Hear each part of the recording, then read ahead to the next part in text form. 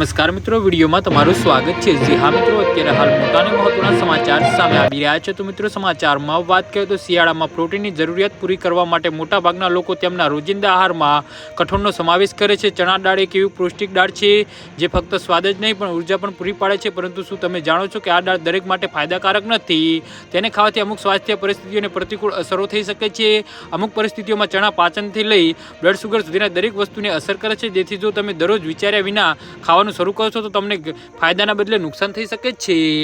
ચણા દાળમાં ફાઇબરનું પ્રમાણ વધુ હોય છે। નબળું પાચન ધરાવતા લોકોને ખાધા પછી ભારેપણું અનુભવાઈ શકે છે, ગેસ, પેટમાં ફૂલવું અને અપચો જેવી ફરિયાદો વધી શકે છે। શિયાળામાં પાચન ક્રિયા ખાસ કરીને ધીમી હોય છે, તેથી સાવધાની રાખવી જરૂરી છે।